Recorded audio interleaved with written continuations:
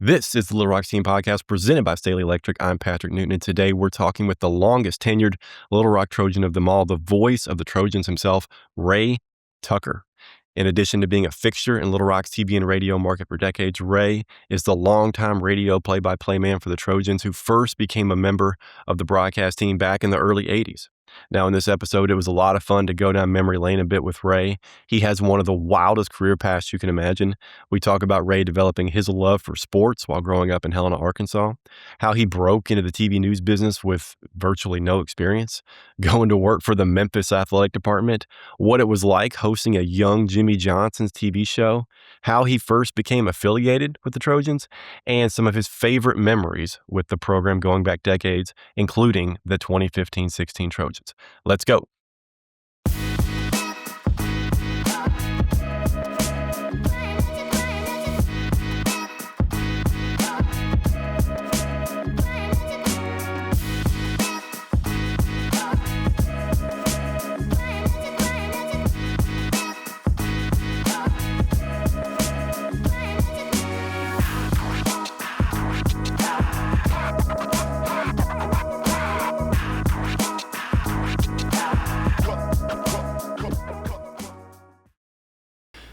I've never opened up one of these before, but I'm Patrick Newton here with Ray Tucker, Little Rock's Team Podcast, talking about the 2015-16 Little Rock Trojans basketball team. Ray, thanks so much for being here. Hey, it's nice to be here on a Saturday morning. Nice, cool, little fall weather here in the Little Rock. So, great day. A big football game in town today, and so Sports day, that's what I call it. Big time sports day here in Arkansas. I wake up in football season, I go, game day, baby, game day, let's go get them.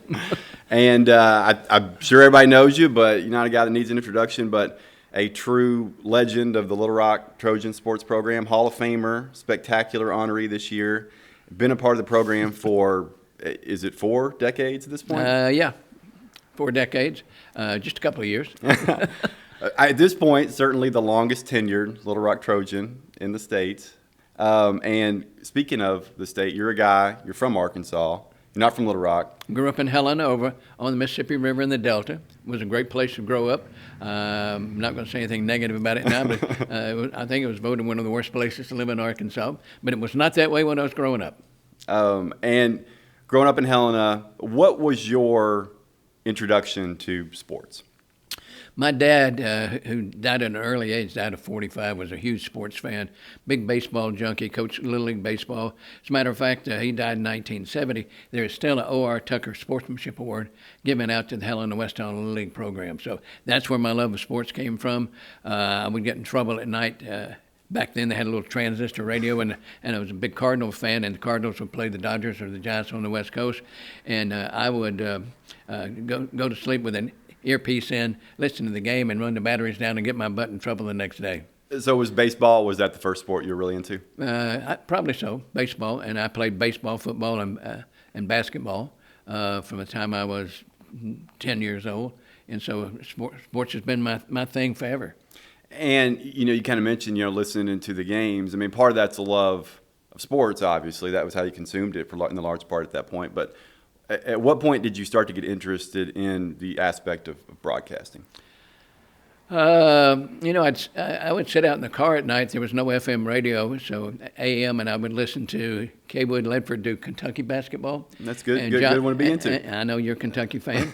And John Ward do Tennessee basketball. I'd sit out in the car and listen to that. So that's when I decided I wanted to do that. And then when I went off to active duty at Fort Polk, Louisiana back in 1969, the height of the Vietnam War, and I took a correspondence course from Columbia School of Broadcasting. And once I did that, then I was kind of hooked. And when you're listening to guys like Kaywood Ledford and you mentioned the Tennessee games, is there something about the way they're doing the game, their style, that kind of drew you in? Or is there anyone that you kind of saw as an inspiration as a broadcaster at that point? At that point, probably not. I would get a tape recorder and I'd watch the game of the week. There weren't many games of the week back then. And I would watch the first half and I'd write players' numbers down, and then second half I'd do the play-by-play. Okay. And thank God none of those tapes are around. Good learning curve to have on your own back then. Oh yeah. But I've been very, very blessed, Patrick. I promise you that.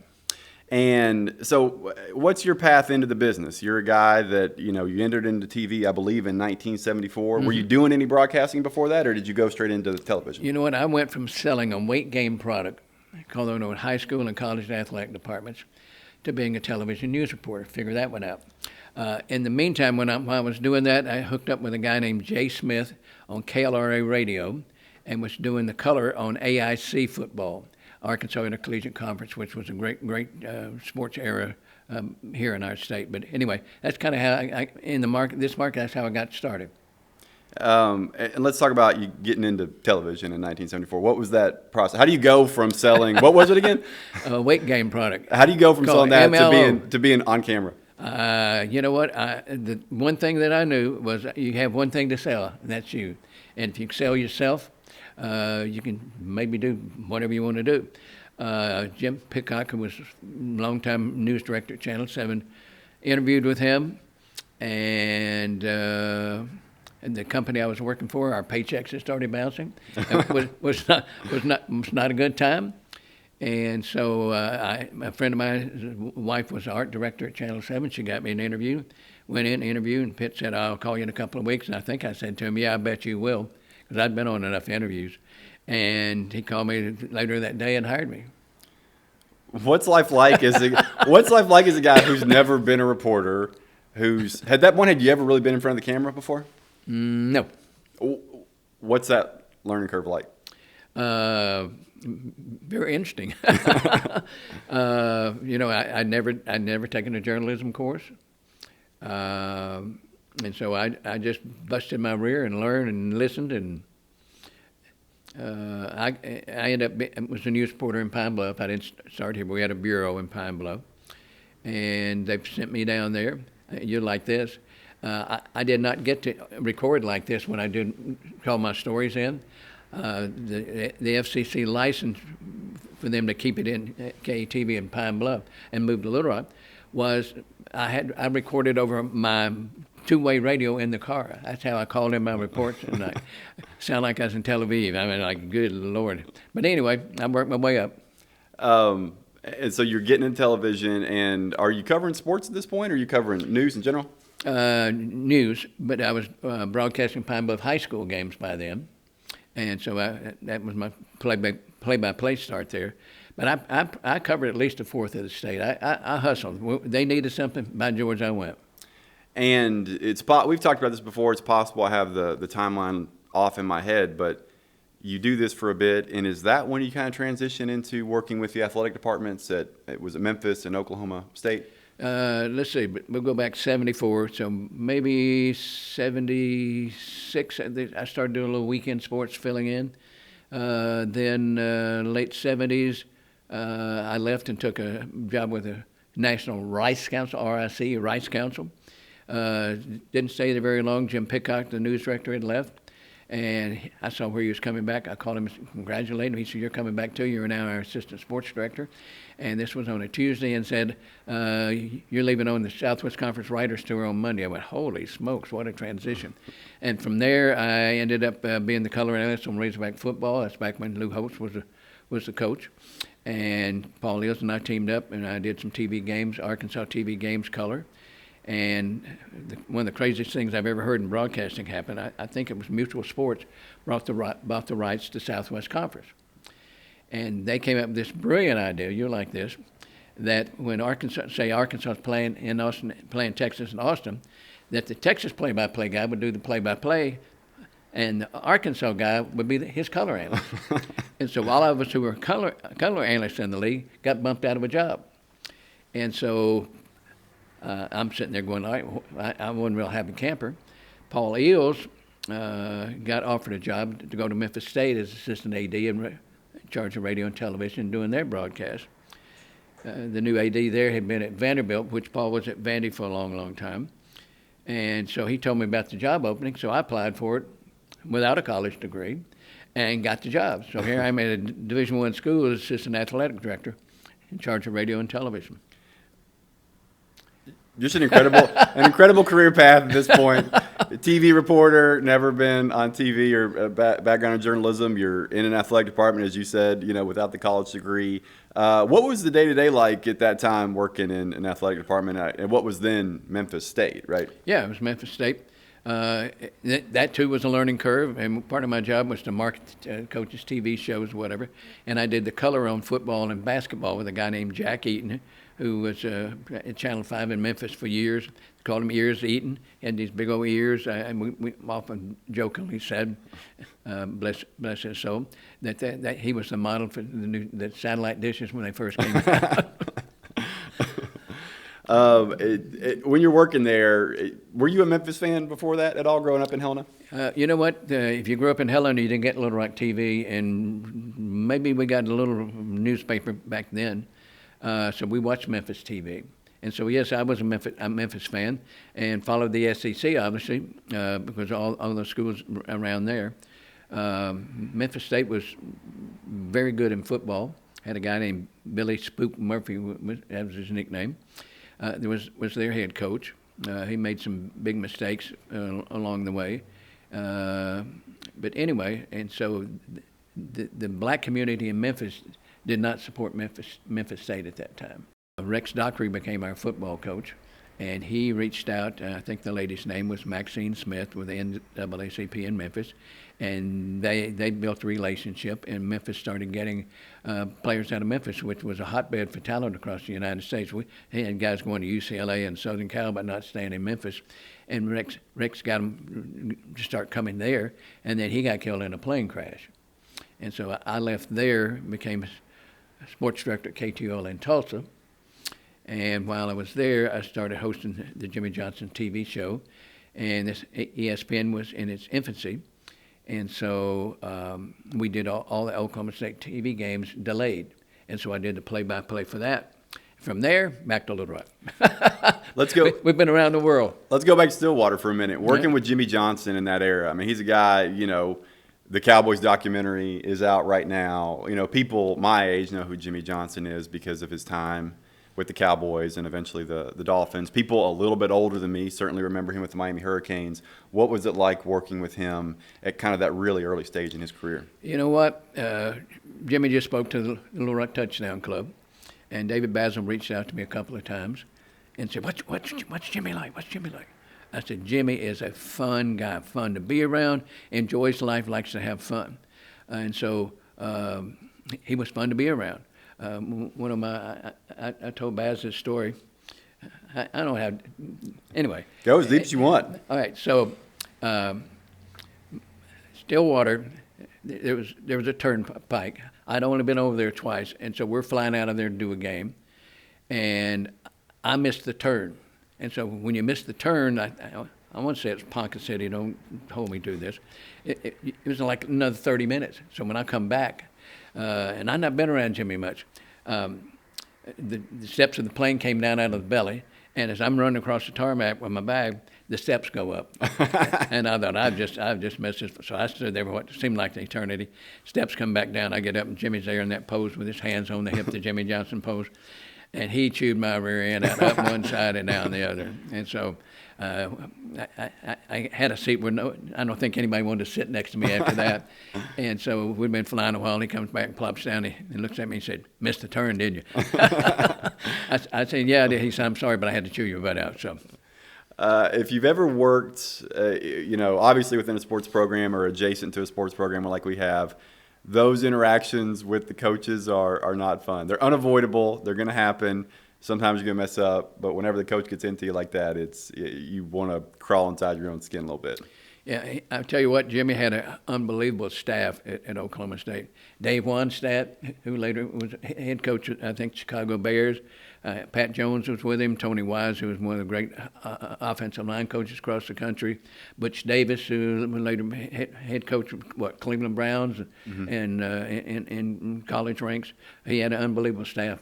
But that was a fun time in my life. I got offered a job as a play-by-play guy for the Oklahoma Outlaws of the United States Football League. The station wouldn't let me do it. Every guy in the market was doing play-by-play, but they wouldn't let me do it. And that had a little bit to do with me saying, "Hey, I'm coming back to Little Rock." Sure. So you come back to Little Rock. Their loss is Little Rock's gain. And you come back, and is it THV 11 at this point that you come back? Our good friend Gary Hogan, who we yeah. just visited in the hospital this week. People in broadcasting, they have egos. And so Gary was very nice to allow me to come and join him on the sports staff at KTHV. If it wasn't for him, I'm not sure I'd be here in Little Rock, but maybe so. But anyway, I did that, and Bob Brown, who owned the station, one of the owners of the station, decided he wanted to connect with UA Little Rock. And so we kind of became the Trojan station. And it's you and, is it Max Morgan? Yep, Max More Music Morgan. Max what? Music Morgan? More Music Morgan. He was a DJ up in Russellville, and he was from Dardanelle. Great guy. Later went on and worked in Baltimore and worked at the Fox affiliate in Dallas until he died. He had a bad heart and died at a young age. Max was a terrific guy. And so he's play-by-play, your color. Am I right about that? TV games, yes. Okay. And then Max was the radio guy. And so that's the way the process worked. And is this Mike Newell or pre-Mike Newell? This is Mike Newell. Okay. Yeah. And for people that don't know, there's people of a certain age, they know when we say the Mike Newell era, they know what we're talking about. But for people who don't, what was that era like for Little Rock basketball? Mike Newell was an assistant to Billy Tubbs at Oklahoma and was one of the up-and-coming bright young stars. And so he got the job at Little Rock and turned it around pretty quick. He replaced a guy named Ron Kestenbaum, who had been very successful. We were in the transatlantic, what was it called? It was a Trans-American Athletic Conference, I believe. The TAC. Yeah, The TAC. TAAC. Yeah. Now the Atlantic Sun for people that. Oh, but they've lost me with all this. I think I'm not. I don't hold me to that, but I believe it's now the Atlantic Sun. Yeah, well, I went to school at UCM. I'm not sure what conference they're in anymore. But the Newell era also just incredible success for the program at that point. He lit a fire in the program. Back then we were playing at Barton Coliseum, and then we played some games at the State House Convention Center. They transformed it into a basketball arena. I want to say it'd seat roughly 5,000. And the night that I knew that we had turned the corner was we were playing down there. I think the Razorbacks were on TV. Nolan was new here, and they struggled at early years. And so we sold out the place, and there were lines 2 blocks long for people to try to get into the game. I remember interviewing then Governor Bill Clinton at halftime of the game, and we're going, look what we got going here. And they did a lot of great promotions out at Barton Coliseum. Affiliated Foods, Jerry Davis and Doc Tolan were the head guys there. They gave away sacks of groceries. We had great promotions where, say, one of the Delta Airlines, they had tickets to Delta Airlines. It was a fun deal. They get somebody, blindfold them, put them at center court, spin them around, and there would be tickets, two tickets to anywhere in the world you wanted to fly, and that person had to find them blindfolded, and with the crowd screaming and yelling, trying to direct them. It was some fun stuff. I know Hogan wasn't in the department at that point, but that sounds like a Gary Hogan promotion idea. Well, it might have been. He was always advocating for that type of stuff. But speaking of Gary, he's someone that, when I worked in the athletic department, he was kind of my conduit to that era of UALR basketball. Obviously, that was before my time, before I ever lived in Arkansas. But the way he talked about UALR basketball under Newell in the late 80s, mid to late 80s, was, and going back to what you mentioned, playing, at the State House Convention Center on what is now, I think that's now President Clinton Avenue, was almost just like the way he talked about it was a Hollywood Boulevard atmosphere almost. It was just, it brought people out in a way that it's hard to do when you have arenas that aren't downtown. Well, he was a golden boy for a while. People treated him like royalty. This is Mike Newell? Yeah. I think we furnished him a courtesy car. I think it was a Mercedes. I'm just going by what I was told. His health insurance was paid for, dental. He was the golden boy. They go up and beat Notre Dame in the NCAA tournament. He has one of the best lines I've ever heard. He was always real tan. I'm assuming he went to tanning booth, and some guy asked him, "How'd you get that tan?" He said, "I had a window seat."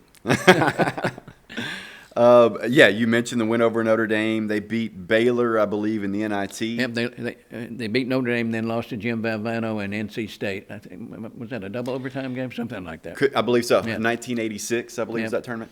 And biggest player we had, well, Jeff Cummins, I think, was 6'10". We had an inside player who was very much like Roger Woods on Beard's team. 6'5" guy, big, wide hips. It was very crafty on the inside. It was very good. We had some players, Carl Brown, James Scott. We had some studs. And correct me if I'm wrong, style of play, Mike Newell was very up and down, full court press. Is that right? You're really checking my memory, aren't you?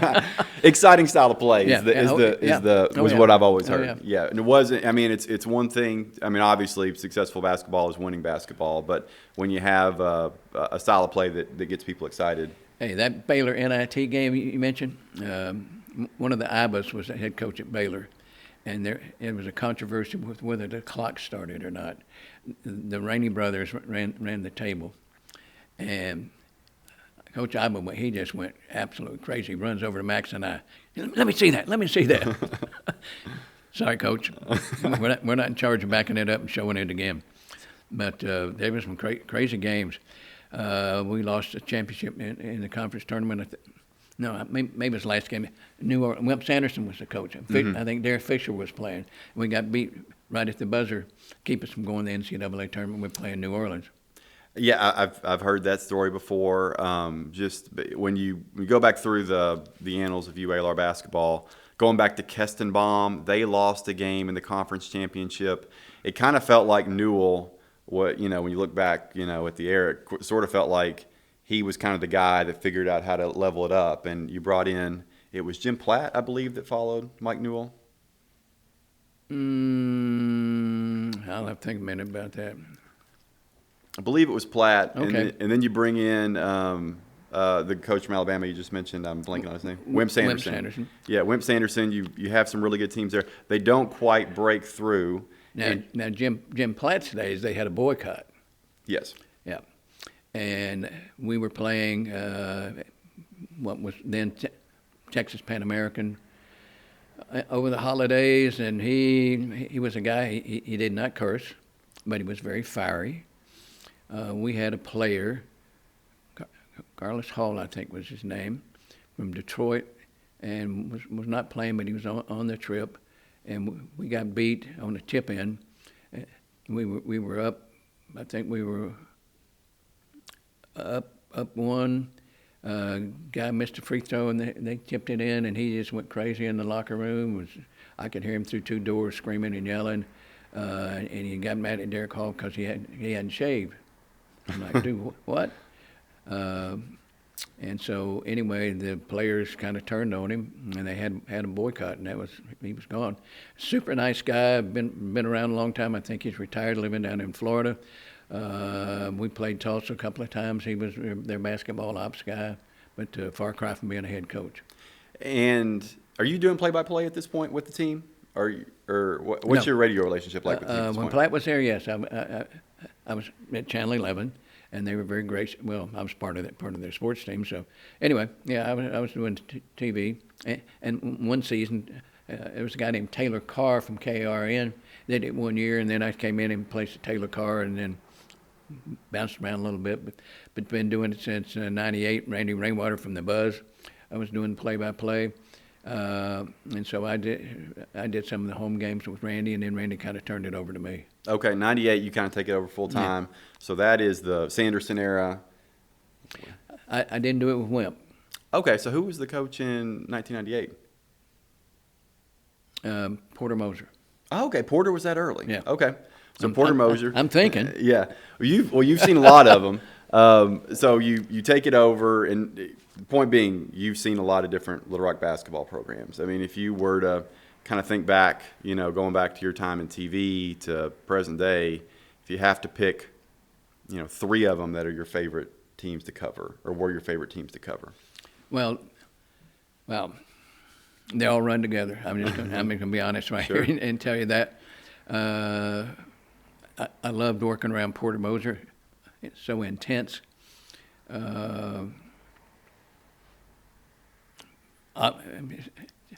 and we're going to talk about somebody being intense. Chris Beard might have been the most intense guy I've ever seen. Coach Walker, Coach Shields. Coach Shields was there 12 years. All of those guys are super to work with. Yeah, great. I didn't get to work with Porter, but for me it was Shields, Beard, and Flanagan. At the end, that was the end of my time. And all slightly different personalities, but felt really lucky. I've heard some horror stories from people who worked at other schools, and they weren't able to have good relationships with the coaches they worked with. I felt really lucky that all the coaches I had to work with were good. And I did not mean to leave out Coach Flanagan. Wes is a super guy. Wes is an outstanding guy. Let's talk about the 2015-16 team a little bit. Let's do it. If I were to say, just, someone's asked you a simple question. What made this team so special? There it is, baby. Championship ring, 15-16 season. What made this team special? What would your answer be? You and I have talked about this off camera. Chris Beard came in, had some really good players, added players, and they meshed right off the bat. I think I told you I call it the perfect storm. I don't know if that's a good analogy or not. But injuries were not something we experienced. And I tell sports fans all the time, just remember this, luck, L-U-C. And luck does not determine when you win or lose a game, but whether or not you have the players and you're prepared to tackle it. Bad luck in basketball, if you lose a couple of players, you've lost a lot. You can have two great players and have a decent basketball team, but if you lose a couple of your stars, and Chris Beard never, and you were with us, and we can't recall ever having an injury, anybody on that team being injured. Well, I looked it up. I got to go back to my SID background. top 9 players from that roster, how many games do you think were missed due to injury that season? Top 9 players. None. There was one. Marique Isom missed the very first game of the season. He pulled his hamstring in practice or something. That was it. Josh Higgins, Roger Woods, Marcus Johnson, Kimmy Osei, Liz Shoshi, all the way down to your top 9 guys of the roster in terms of minutes played. You had one game missed due to injury. Now, Jalen Jackson missed a couple because he was suspended early in the season. He didn't get to go to San Diego State, and he missed one more either before or after that. But you said it, just incredible good fortune when it came to avoiding injuries. And it's like putting a puzzle together. Everything fit. All the players fit the system. And something Beard said, I'm pretty sure he said it in his opening press conference. I know he said it at different points throughout the season. He was open, and he said he felt very fortunate to have. You can step into a new job like that where the foundation is broken. He said that was not the case with this team. He inherited some good pieces. Steve Shields had done a great job. He was not inheriting a program that was starting from the ground floor. Well, you look at his resume where he'd been, student of Bobby Knight, Pat Knight, all that stuff. That was all the years I've been in this. That was one heck of a run. Go 30-5. You remember what it was like? Regular season, the last game we lost was at App State. That's right. And it was just before the Sun Belt tournament. And he was hard to be around after that. After that loss for a little while. He was hard to be around after some wins sometimes. He was an intense guy. That might have been the trip where they had the wreck on the freeway, and we were waiting on the bus. Remember that? That sounds familiar. And Ted Crass was with us, and whatever, and he was blaming, chewing him out, and so it was like 2 hours late before we get to the bus, and then we go the other way, the freeway, and it was still blocked. I do remember that now that you say that. Headed to App State, and it snowed and everything over there. Well, you fly into Charlotte, I believe, and then we would bus up the mountain. Yeah, it was like a 2-hour bus ride up the mountain or something. Yeah, that was a tough trip to get to. And then you're playing, it's elevation, which always is kind of an X factor. And App State back then, they've turned things around with their program. They were not a great basketball program at that point, but every year they would pop 2 or 3 really good teams there. That was a tough place to play, and they got Little Rock that season coming off we just had the 3 straight home games, the big win over Arkansas State, and it was just kind of your classic letdown game to end the season. I hope you don't have all that memory. I hope you looked at in your notes. I will say I did look some things up. I wanted to talk about some of this team. something that made this team incredible to me was a unique ability to come back from behind. This was a team that they won 9 games after being down at halftime. They won 7 games, including the Purdue game, after trailing by more than 10 points. And I just kind of wanted to talk about that and kind of I'll give you my take on it, and I wanted to see what you thought. I thought this team had, this sounds so elementary, but a unique ability to go on runs because, one, they could get stops. They were one of the best defensive teams in the country. And they could score points. By the end of the season, they were a really good offensive team. I think a lot of people forget that. They remember the defense because we were among the national leaders in scoring defense for the majority of that season. But when people asked me before, what makes a team, ability to kind of go on runs or streaks, it's like, well, you got to be able to get stops, you got to be able to score points. We've each been around teams that can do one or the other, and this was a team that could do both, and they could run off 10, 12, 14 points against opponents. The thing that jumped out at me early in the season, we play San Diego State, and we're there and we're knocking around whatever, and there's this guy at dinner, we're like Forrest Gump's restaurant, whatever it's called. Bubba Gump. Bubba Gump. And who's this guy? Well, there's some guy Beard had met somewhere, or when he was at Texas Tech. And the guy was a plumber or worked for the cable company. He invited him to go meet us out there. And so I remember the day before we go to practice, and we're walking in, Beard puts his arm around me and said, "What do you think, Tuck?" I said, "Coach, I think we'll get them." And they had won like 37 in a row at home. It had all these sellouts, which in California is a big deal. Steve Fisher, their Hall of Fame coach, was there. And so we go in and we beat them. And I don't know if that's one of the games we came from behind or not, but the TV broadcast was right in front of where I set up, and I'm packing my stuff up, and they're doing post game, and Fisher, he never gives us any credit at all, no credit at all. And when we walking out, Arena Beard puts his arm around me. I said, "Coach, I told you we're gonna kick their butt." Anyway, we go from there. We go to Tulsa, and all of a sudden we're down 12, 14 points at half in that one. Yeah, get down early in the Tulsa game, and then in the second half of that game, I can't remember the exact number. That was a game where defensively you saw early the potential of that team. I want to say limited Tulsa to like 8 made shots in the second half or something crazy. That was a team that whenever they were motivated and locked in, they could really put the clamps on you defensively like not many other teams that I've been around could do. Yeah. Well, if you're going to play for Beard, you're going to play defense. There's not any doubt about that. I love watching his teams play. And no team plays any harder than Beard. I wonder where he got that from since he was a pupil of Bobby Knight. A couple other things about this team. You've already mentioned a couple of them. 12 true road wins. That was easily a program record. That was number 2 in the nation that season. Another thing this team was really great at was they were very, very effective in close games. When you hear 30-5, you probably assume that we just blew the doors off a lot of teams. We won 17 games by 10 points or less. We won 6 games by 5 points or less. This was a team that, between the good defense, by the end of the season, you had a really strong offense. And then something else that offense had, in addition to just being a strong system, was you had a number of different guys individually that could get points for you. Josh Hagens is a guy that a lot of people remember, Roger Woods, Marcus Johnson, but you had guys like Mo Isom, Jalen Jackson, Kimmy Osei, Reese Hill, guys that at different points in the season they were starters or coming off the bench, but they could fill it up on a given night as well. So that's why this guy was so good as a sports information director. He printed all this stuff off and sent it to me. I did this. Patrick Stellar stats. First team in Sun Belt history to win 30 games. Won 12 games on the road. Scoring defense ranked second in the nation, giving up 60 points a game. Hagens was the first player in NCAA history. Is that right? That is. That scored 30 points, 5 assists, and 5 steals. Incredible. That the Hagens 35-5-5 number is one I still kind of think about, and it blows my mind that he was the first to ever do that. The other thing with Josh in that game, finished with 31. Do you remember what he had at halftime? No. 2 points. 29 points after halftime in that game. Now, he had 2 overtime periods to get there, but just an unbelievable individual performance by Josh. There was some crazy deal. When we flew out of Little Rock, runway had a 2 on it. Everything kept popping up. Maybe it was a 3.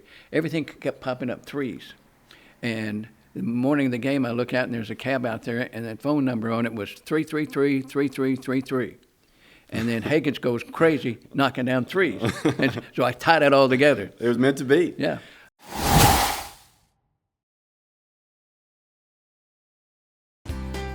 At Staley Electric, we don't mind getting our hands dirty. That's just who we are. What started in R.E. Staley's garage in 1951 has grown to a 24-hour, 7-day-a-week residential, commercial, and industrial electrical company. From changing out a ceiling fan in your home to building a school in your community, Staley Electric will deliver the electrical solutions you expect and deserve. Visit our website at StaleyElectric.com. Let's talk about the Purdue game a little bit. That was a game, we talked about the comebacks. Purdue led that one 14 points with 5 minutes to play. I think it was still 13 points with 3:30-something left to go. I remember saying on the radio, guys, don't let this get ugly. And by that I meant don't let them just blow us out of here. From that point on, it was Katie Bar. Here came the Trojans. It was, I'll be honest, I mean, when you're an SID, one of the things you're doing is you're creating the story for the website. And, you know, a lot of times you're kind of writing things down as the game goes along. At this point, I'm writing the story like we've lost the game. Yeah. You know, this kind of happened, and this Shame on happened, you. and kind of led to the loss. Well, hey, I feel like the opposite of the good luck charm there. But with about 3 minutes to play, it was a blend of, you have to have some good fortune in a moment like that. This Sochi shot went out of the corner, hit the rim, bounced straight up in the air. I went back and watched. There's a possession where Purdue just has 2 point-blank shots at the rim. They missed both of them. They had some really bad turnovers. They got sloppy late in the game. I mean, they were up. I'm sure they thought that this game was theirs to control. They got a little sloppy. Higgins got hot. You mentioned the Sochi shot. And the next thing you know, we're down 3 with the ball with 17 seconds to go.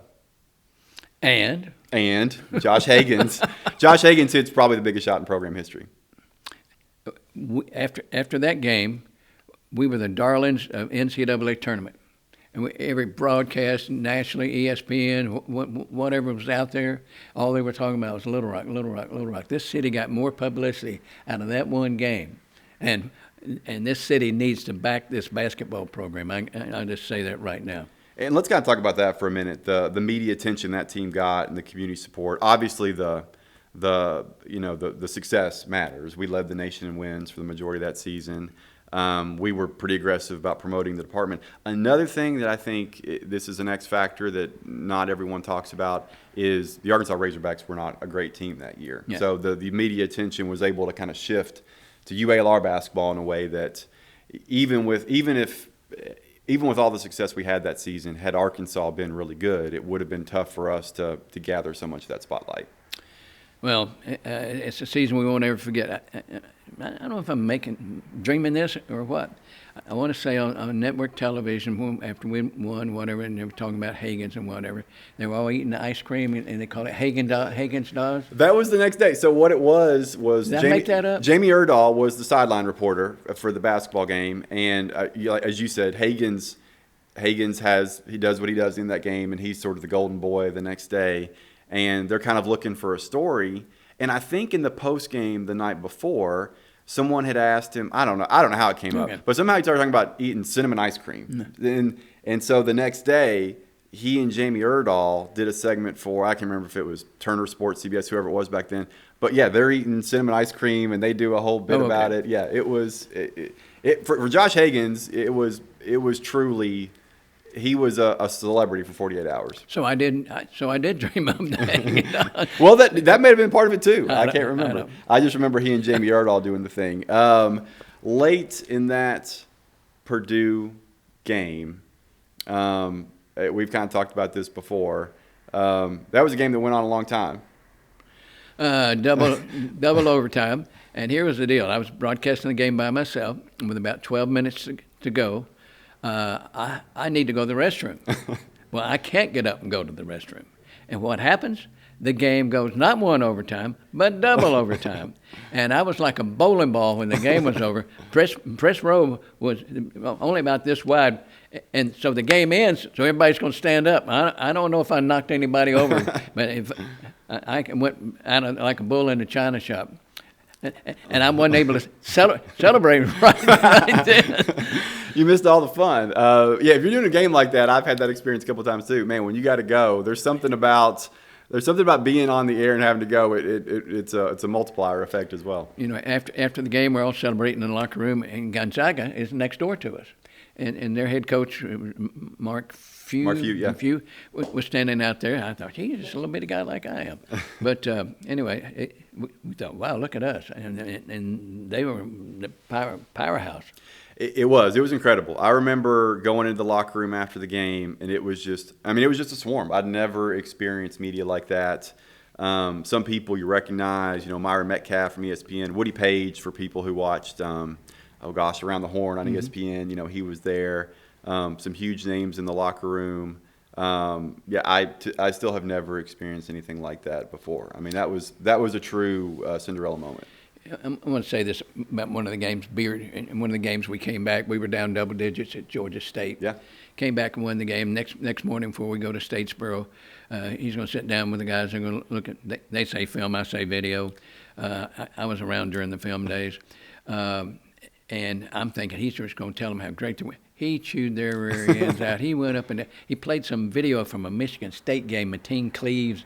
I don't remember how it tied in or whatever. And so afterwards, Marcus, one of my roles on the team, I considered to be a good cop. If a guy got real chewed out and we were down or whatever, I'd sit down and visit with him or whatever. And so right after that, Marcus Johnson said, he wasn't talking to me. Marcus, he was talking directly to you. And he said, no, he wasn't. I said, yes, he was. You need to pick it up a notch or two. And I think he averaged about 17, 18 a game after that. I believe it. And G was a guy, Marcus Johnson, we called him G. That was what everyone referred to him as on the team. He's a guy that he needed a good cop and a bad cop. He was someone, there's some guys that can kind of get it going on their own. There's some guys that need a little bit extra attention. And G was a guy that when he was locked in, he was as good as anyone. And that moment probably helped lock him in. Well, he was a nice player. When he had his first child, came back my broadcast position to see me and introduced me to his child or whatever. And a lot of great young men. People don't know at a mid-major what travel is like. NCAA tournament, they roll out the red carpet, you get a chartered flight, everything is tremendous. But we travel, I don't know how many thousands, at least 100,000 miles I've traveled on buses over the years. But it's not hard on me, but for the guys, because I'm 5'8", the tall guys, it's tough being part of a mid-major. It is, and that's a perfect segue into some questions I have for you.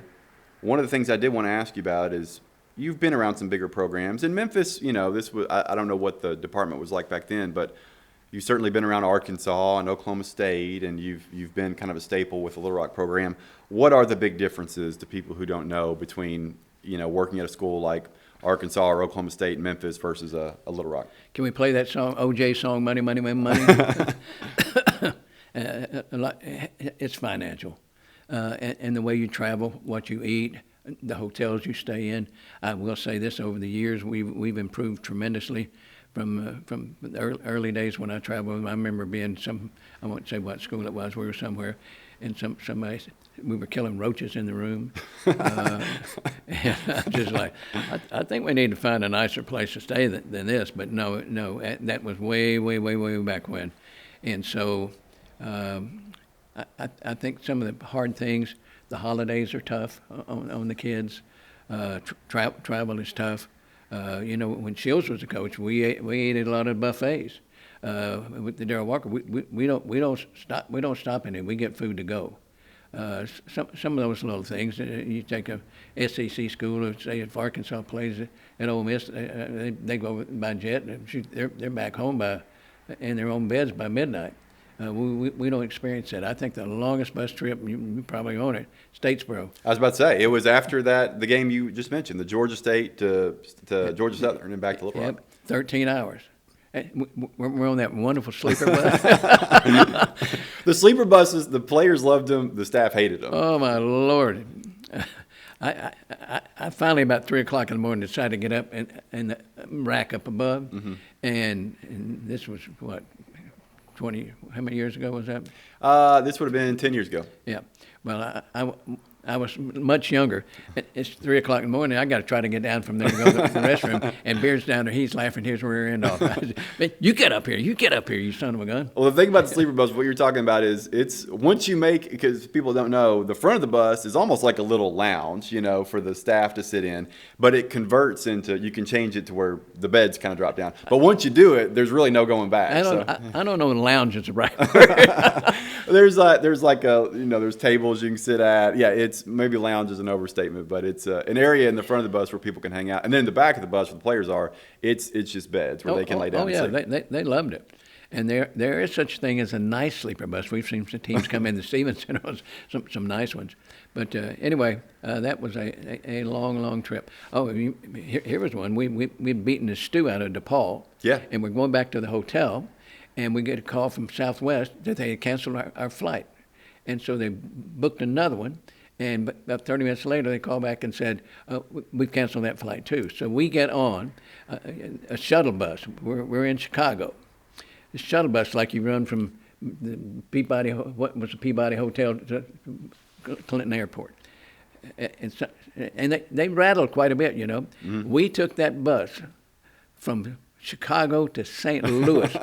No Wi-Fi, no TV, nothing. And it was on a Sunday, which you could be watching NFL football. And our coach lines picked us up in St. Louis. That was a nightmare of a trip. I'm sure you don't remember it.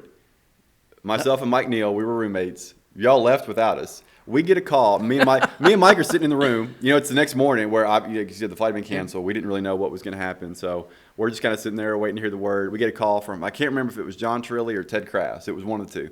They called us and they're like, hey, the bus just left. Y'all are riding with us. They rented a car.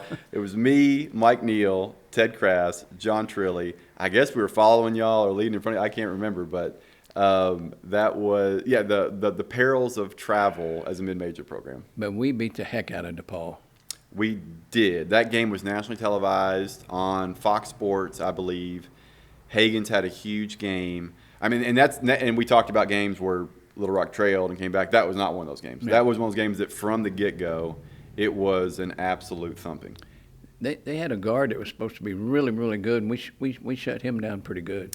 Yeah, they were. DePaul is DePaul. Their Big East program. They didn't have a great season that year, but you didn't have to say that. But to me, that was the. At that point, I think we'd beaten Tulsa, but that to me was the game where I was fully convinced that the team was for real. Question for you about your media background: doing play-by-play now. You got the Drive Time Sports, Ray Tucker Outdoors. You've done television. What's your favorite to do? You know what? I liked doing TV. The deadlines would drive you absolutely crazy. And to put a TV sportscast together now, somebody can probably knock one out in 30, 45 minutes. It used to take us hours to do it. And that's when we were dealing with film. If you got a network feed, well, here was a crazy deal. You only got one network feed. And there were only 3 networks back then. And it came down at 10:10.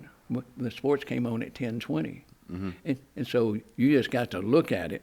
And sometimes you never got any wire copy, printed copy to tell you who was who and what. And so you went to the set with nothing other than the final score. And so you're sitting there just raw saying, hey, here's Dennis Johnson, the Celtics. It was some crazy stuff. What do you love about doing play-by-play? You get to paint a picture. Mm-hmm. And your goal is to try to make somebody feel like they're at the game. One of my pet peeves, in television in particular, is when the audio mix is not very good. And by that, you should feel like you're at the game. And some of the networks, you can barely tell people are at the game. You can barely hear the crowd. But anyway, but I love doing radio. If I asked you to put together your all-time UALR starting 5. Oh, Lord, don't do that to me. And you can cheat a little bit. Oh, I'd have to throw Higgins in there. He's your point guard? He's a guard. I assume Derek Fisher going to be on there. We'll throw Fish on there since he became a national treasure for the Lakers. I'm trying to think of a little point guard we had. Marquise Newell? No. Zach Graber. Okay. Zach Graber is one. Post player, Montreal Dobbins. How many I have left? You got one more. I was gonna say when you said post players, I thought you were gonna say Root Monyong. Would he make your cut? You know what? I really like Nikola March. Marich was good. Yeah. Another one I really like. Will Neighbor. He'd be in contention for me as well. Remember when he dislocated his shoulder in Denver? Guy hooked him into the free throw line and really sent our season into a tailspin. Yeah, he dislocated, I believe, at least three different times Yeah. in the program. I mean, he's a guy that he's on, a lot of those all-time, he's on the all-time scoring list, rebounding list. Incredible player. He would have shattered records had he been healthy. Yeah. Great shots. Alex Garcia Mendoza. Sure. The beyond half-court shot to beat Arkansas That was State. the year before I got here, I believe, but I've seen the video. The crazy thing about that, let's see, I want to say I'm playing Arkansas State. They're shooting on this end. We're up 2, I think. Nope. I'm going to mess this up. Anyway, 2.3 seconds left to play. They missed the second free throw. We got a chance, and he launches one from beyond half court. From our broadcast position, I'm watching this thing, and I'm going like, it's halfway there, and I'm like, it's not going to make it. It's not.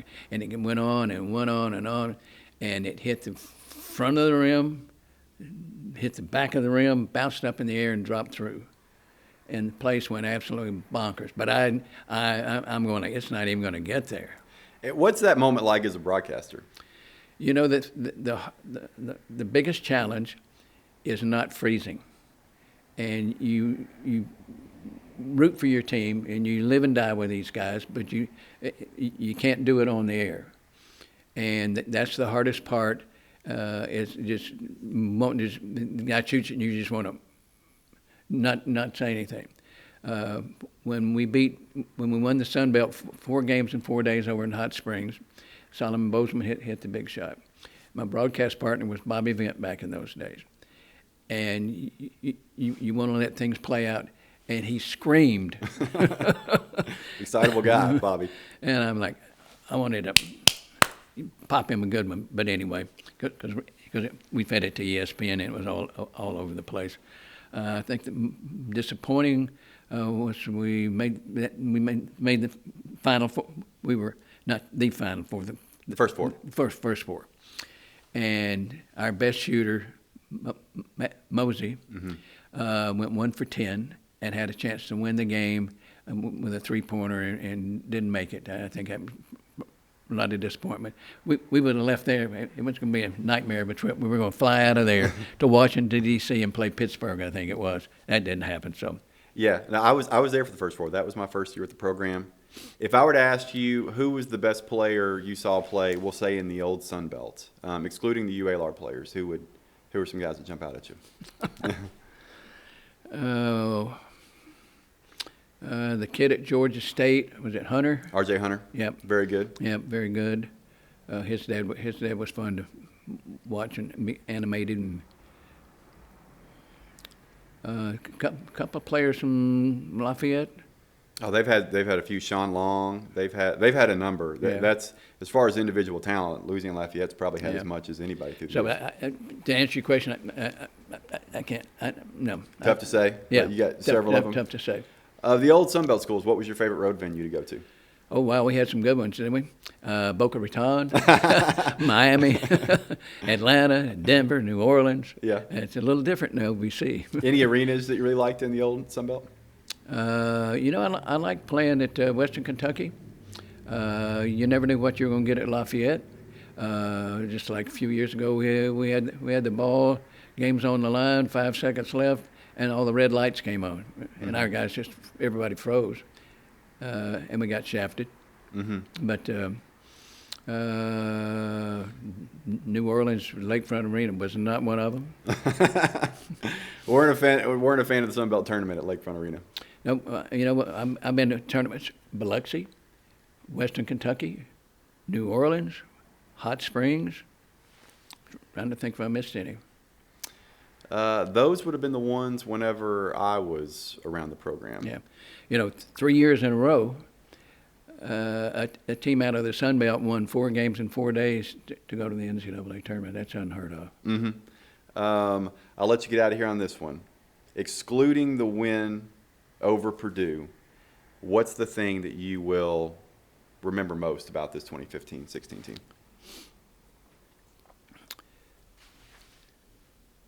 That Chris Beard came in here, took this program, molded it, turned it into a championship team. We were playing in the Sun Belt tournament.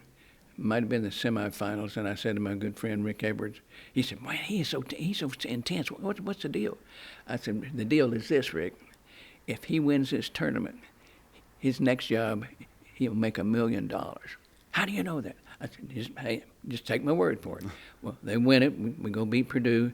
He takes the Vegas job for $1 million. But what I remember about it is Beard and his coaching staff and how they took this team and made it something really, really, really, really special. Yeah, and Beard was incredible. Probably the best motivator, communicator with the team I've ever seen. And you hit on some at the end. He had an incredible staff. Flanagan, Berg, Adams, even the support staff, Trilly, Max Lefebvre, Ted Crass. I'm probably forgetting someone, but just as a unit, that group, one, they worked so hard, but two, they were all just really, really good at what they did. And a number of those people, Adams, Berg, Beard, all still together over at Ole Miss. Flanagan as well. Flanagan on the staff Flanagan as well.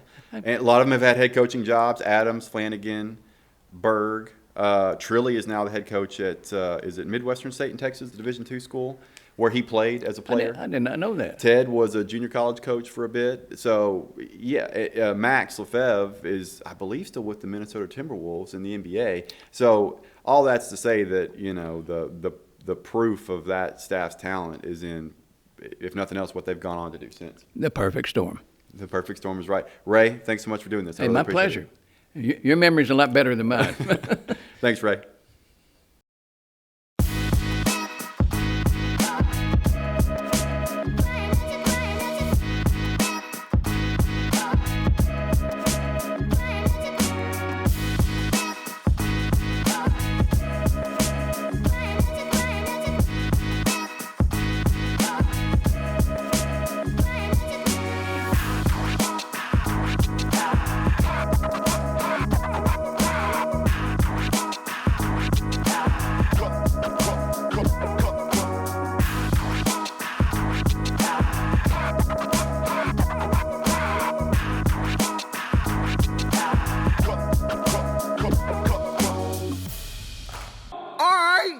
I see you, Pat.